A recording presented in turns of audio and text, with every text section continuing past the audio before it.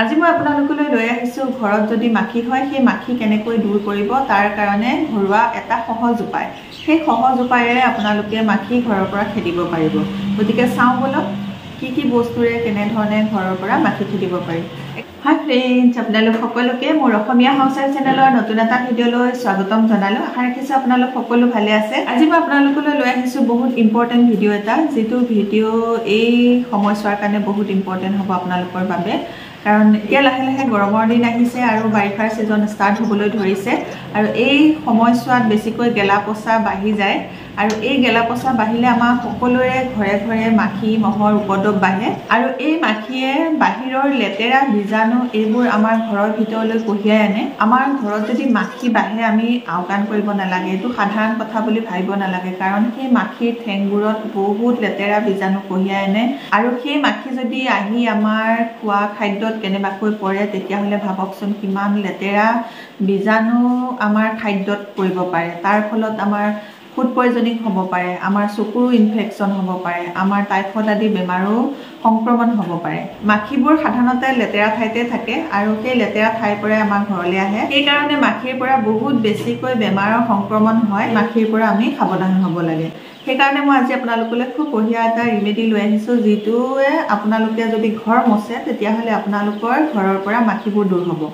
ঘৰ মচা পানীখিনিত আপোনালোকে সেই বস্তু কেইবিধ দি পেলাই যদি আপোনালোকে ঘৰ মচে তেতিয়াহ'লে আপোনালোকৰ ঘৰত একেবাৰে মাখি নাথাকিব। আমাৰ সকলোৰে ঘৰত থকা কেইটামান সাধাৰণ বস্তুৱে আমি ঘৰৰ পৰা মাখি খেদিব পাৰোঁ। আমি যিখিনি পানীৰে ঘৰ মচোঁ সেই ঘৰ মচা পানীখিনিত সেই 2-3টামান বস্তু মিক্স কৰি পেলাই যদি আমি ঘৰ মচোঁ তেতিয়াহ'লে আমাৰ ঘৰৰ পৰা মাখি দূৰ হ'ব, মাখি আমাৰ ঘৰলৈ নাহিব। আৰু ঘৰৰ ফ্ল'ৰখন মোচাৰ উপৰিও আপোনালোকে সেইটো স্প্ৰে হিচাপেও ব্যৱহাৰ কৰি আপোনালোকে ঘৰৰ চুকে কাণে মাৰিব পাৰিব।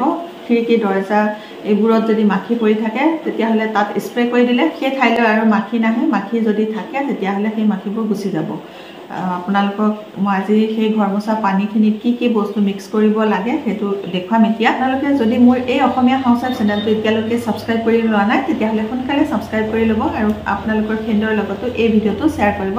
কাৰণ এতিয়া বাৰিষাৰ ছিজন আহিছে, সকলোৰে ঘৰত মাখিৰ উপদ্ৰৱ বহুত বাঢ়ে। সেইকাৰণে সকলোৱে এই টিপছটোৰ পৰা উপকৃত হ'ব পাৰিব। এতিয়া মই আপোনালোকক ঘৰ মোচা পানীখিনিত আপোনালোকে কি বস্তু দি পেলাই ঘৰ মচিব সেইকেইটা দেখুৱাই দিছোঁ। এইয়া চাওক, ঘৰ মোচা পানীখিনিত কি দি ল'ব লাগিব। ফাৰ্ষ্ট বস্তুটোৱে হৈছে এইটো কফুৰ। এই কফুৰৰ গোন্ধত মাখি নাথাকে, মাখি পলাব। সেইকাৰণে ঘৰ মোচা পানীখিনিত যদি আপোনালোকে কফুৰ দি লয় তেতিয়াহ'লে আপোনালোকৰ ঘৰত মাখি নাথাকিব। আৰু কফুৰ লগত আৰু 2টামান বস্তু দি ল'ব লাগিব, সেইকেইটাও আপোনালোকক দেখুৱাই আছোঁ। এই গোটেইকেইটা কফু নালাগে, ইয়াৰ পৰা 2টা কফু হ'লেই হ'ব। এতিয়া এই কফুকেইটা মই অকণমান পিচি ল'ম।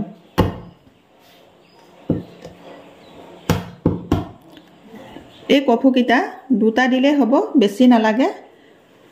2টাকে আপোনালোকে দি ল'ব সদায় ঘৰ মোচা পানীখিনিত।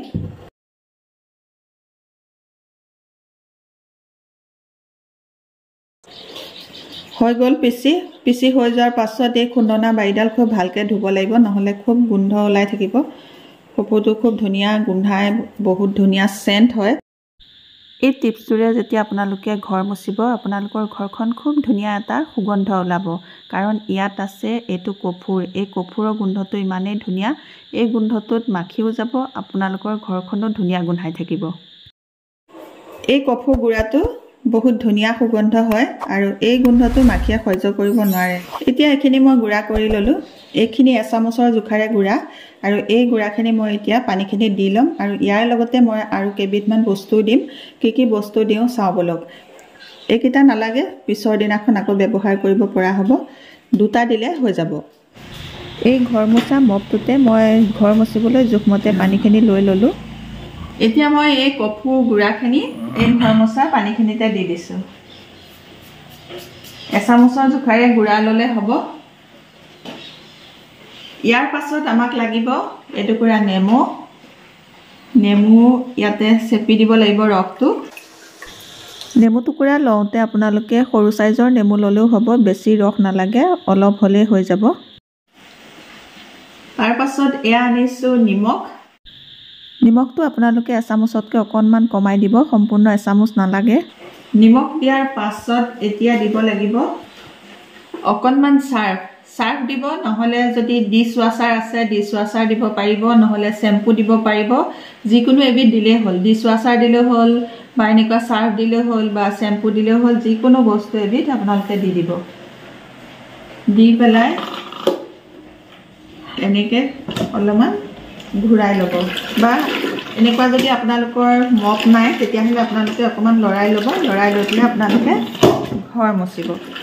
এতিয়া মই আপোনালোকক দেখুৱালোঁ যে ঘৰ মোচা পানীখিনিত কি কি বস্তু দি লৈ আপোনালোকে ঘৰ মুচিলে ঘৰৰ পৰা মাখি দূৰ হ'ব আৰু মাখিৰ উপদ্ৰৱ কমিব।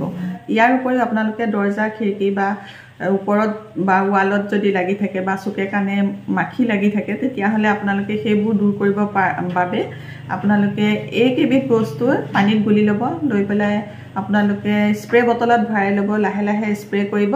লাহে লাহে যেতিয়া স্প্ৰে কৰিব সেই মাখি সেইখিনি ঠাইৰ পৰা আঁতৰি যাব।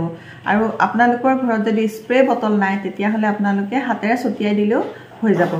এই সাধাৰণ বস্তু কেইটাই আপোনালোকৰ ঘৰৰ পৰা মাখি খেদাত সহায় কৰিব। আজিৰ এই ভিডিঅ'টোত আপোনালোকে ঘৰৰ পৰা মাখি খেদিবৰ বাবে খুব বঢ়িয়া এটা টিপছ জানিব পাৰিলে। যদি আপোনালোকে ভিডিঅ'টো চাই ভাল পাইছে তেতিয়াহ'লে সোনকালে মোৰ অসমীয়া হাউচৱাইফ চেনেলটো ছাবস্ক্ৰাইব কৰি ল'ব আৰু আপোনালোকৰ ফ্ৰেণ্ডৰ লগতো মোৰ এই ভিডিঅ'টো শ্বেয়াৰ কৰিব। নতুন এটা ভিডিঅ'ৰ সৈতে নতুন এটা টিপছৰ সৈতে আপোনালোকৰ মাজলৈ আকৌ আহি আছোঁ। তেতিয়ালৈকে নমস্কাৰ, আজিলৈ আহোঁ।